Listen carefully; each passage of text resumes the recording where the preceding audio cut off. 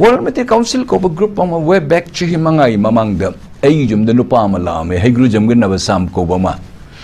along with the former honorable MLA R.K. Ahan ay yam luna tawjaba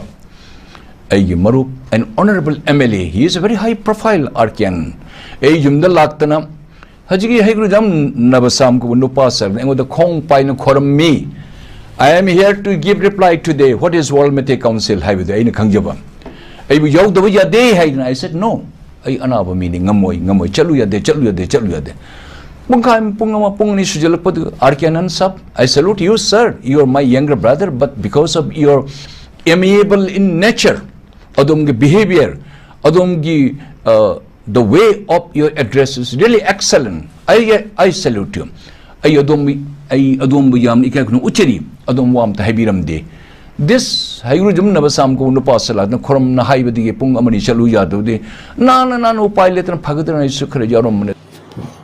video clipping sida koigi yamba Sri Sonamani singana haibiri basi aina tajabada masi kari haisige hangoiba mapoe habaduni ado yamba Sonamani ga ayaka onjinna duna si matangda wakhum tawbuju pamde maramdi yamba si sahi yamabane ai khangi yamba masana ingonda mamang yamaga loina zaringda haibira kibisi ayak sahi humudrani pan suri hai sahi anirong yamangdena aduna yamdrabada yamaji sahi marfurom surumgani aduna yamagi sahi do ayangda respect tawjabaga loinana yamana ngangi basingda aina hekta miyam yamangda agi social media mamangda yamabu aina fajadaw haina haibasu hainingde adubu asingbadi yambana hek haibasingse achumbadi yaudi yamana haiba aiga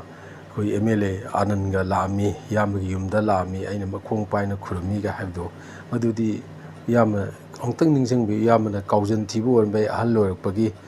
haibidi ahal lorakpagi koigi kawbudu orbai yamna aiga thengnabi ihan hana 2019 asida yamna aigi yumda aibu thiraga lakhibani ningsingbibra aigi yumdi piksu pikpani sangbamju fajadabani yamna laaga aigi sumang su leijadabni sumang phut 8-9 khaki ahangba sumang matek tuda yamana lepaga lerambado aina thorakpada yumdi thorakpada aina hek ujabada tamo oinam kaujei tamo kari leige hana sain tawna nasam sahib ai nang kano tawbani nagi akhoi tawjariba matamduradi World Meetei Council ju haije haide Pan Meetei Convention haibani adugi matangda aisu noina tawdu yengba nungai adu ai jinogi damakta mateng pangge na ai sigumba tawkumini ai mane tawkumini kaina tawdana tawna bai wari saba hogibri numitu daina yama hatang phamdagi je ai paina manung changja de yama sangoi kasu kaide mapa sumang se leije ngako yama yumje ai manung da phamje ai di adu phajadaba yumni yama dona sen paibsunati awna ai ka manung da changa ai drawing da phamina wari sagibdo aduni ihan mani yama ai yumdu lakpa yama car ama tonga lai ningjangi numisida aduna aina thindokpudani aina yama car tonga lai khangibase adumai da adu matungdagi di yama ga isi yam toina adum yama na car tongbani na he lawrai aibo kai tawji na aina yama da as yama na thaina mane tawbirambado mane asi Meitei kari Meitei yama na tawbirami haibani Manipuri Association of Northeast India haib male yamana hagibni ngonda adu tormi aduna ai hojikti mado loinabak no tawdredi fangoi gre adu batorbani na adudi yamana tawbiram do adu yam phai khoi leibaki damtani khoi Meitei se khoi jamtang samjanaba yabari yangsi na honajabni adudi yamagi torma mane dui connection che ngonda dum pibiu haidana odagi ansima juagi yamada yam kawbirangoni World Meetei Council se maming budi World Meetei Council hairamde Pan Meetei Convention haibani aina yamada haigibani yamba sigi chairman ji yaman oibiyo aidi nanaudi yambagi assist tawgen haibada yamana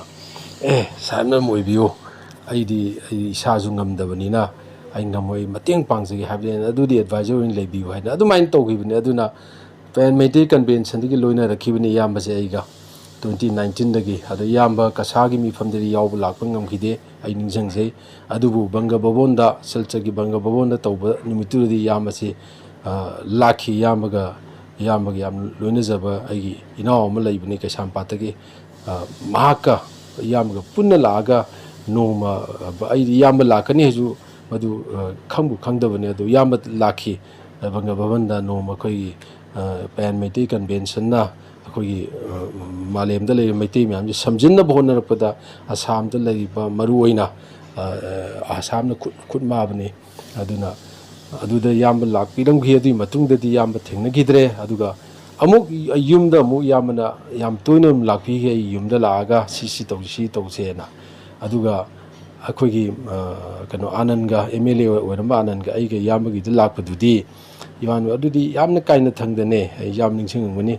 ꯏꯌꯥꯝꯕꯒꯤ ꯌꯨꯝꯁꯤ ꯃꯇꯝ ꯄꯨꯝꯕꯗ ꯊꯣꯡꯒꯥꯟꯁꯤ ꯁꯣ ꯂꯣꯟꯗꯨꯅ ꯊꯝꯕꯅꯤ ꯑꯗꯨ ꯑꯩꯅ ꯅꯨꯃꯤꯠꯁꯤꯗ ꯑꯥꯅꯟꯒ ꯑꯩꯒ ꯂꯥꯛꯄꯁꯤꯗ ꯁꯨꯝ ꯑꯥꯅꯟꯅꯁꯨ ꯏꯌꯥꯝꯕꯁꯤ ꯈꯪꯉꯤ ꯅꯨꯡꯁꯤ ꯑꯗꯨꯅ ꯑꯩꯅꯁꯨ ꯑꯗꯨꯗꯤ ꯑꯩꯈꯣꯏꯒ ꯂꯣꯏꯅꯕꯅꯤ ꯆꯠꯂꯨꯁꯤꯅ ꯈꯨꯗꯛꯇ ꯍꯦꯛ ꯂꯥꯛꯄꯅꯤ ꯇꯥꯃꯣꯗ ꯑꯩ ꯏꯌꯥꯝꯕꯒꯤ ꯂꯥꯛꯀꯦ ꯀꯥꯏꯅ ꯍꯥꯏꯈꯤꯗꯦ ꯑꯗꯣ ꯍꯦꯛ ꯂꯥꯛꯄꯗ ꯌꯧꯔꯛꯄꯗ ꯏꯌꯥꯝꯕꯁꯤ ꯀꯩꯅꯣꯝꯃ ꯇꯧ ꯂꯩꯔꯝꯃꯤ ꯎꯆꯤꯟ ꯅꯥꯆꯤꯟꯅ ꯅꯨꯃꯤꯠꯇꯨꯃꯗꯤ ꯏꯌꯥꯝꯕꯁꯤ ꯊꯣꯡꯒꯥꯟ ꯃꯄꯥꯗ ꯂꯩꯔꯝꯗ ꯅꯨꯃꯤꯠꯇꯨꯃꯗꯤ ꯁꯣ ꯂꯣꯜꯂꯝꯗꯦ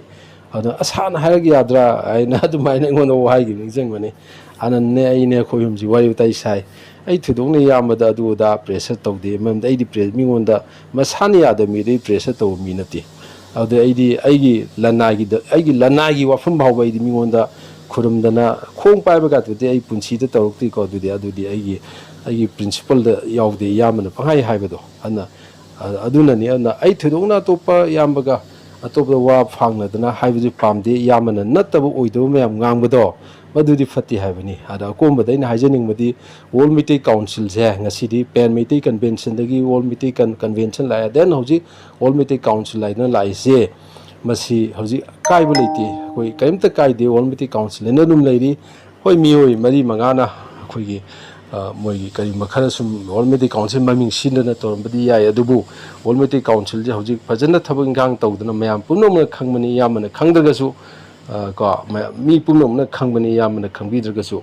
ꯑꯗꯨꯅ ꯑꯗꯨꯒꯤꯗꯨꯗꯤ ꯊꯣꯏꯗꯣꯛꯅ ꯍꯥꯏꯅꯅꯤꯡꯉꯥꯏ ꯂꯩꯇꯦ ꯑꯗꯨꯒ ꯋꯥꯔꯜ ꯃꯤꯇꯩ ꯀꯥꯎꯟꯁꯤꯜꯅ ꯑꯩꯈꯣꯏꯒꯤ ꯄ꯭ꯔꯥꯏꯝ ꯃꯤꯅꯤꯁꯇꯔꯗ CM ꯁꯤꯟꯕꯒꯤ ꯃꯇꯥꯡꯗꯨꯗꯤ ꯏꯌꯥꯝꯕꯒ ꯑꯩꯒ ꯉꯥꯡꯅꯒꯗꯧꯕ ꯅꯠꯇꯦ ꯑꯁꯤꯃꯗꯤ ꯑꯗꯣ ꯏꯌꯥꯝꯕꯗ ꯑꯩꯅ ꯂꯥꯁꯇ ꯍꯥꯏꯖꯅꯤꯡꯕꯗꯤ ꯏꯌꯥꯝꯕꯁꯤ ꯋꯥꯈꯜ ꯆꯣꯏꯕ ꯃꯥꯜꯂꯦ ꯋꯥꯈꯜ ꯆꯣꯏꯔꯒꯗꯤ ꯃꯤꯗꯤꯌꯥꯗꯗꯤ ꯄꯪꯊꯣꯛ ꯊꯣꯛꯇꯅ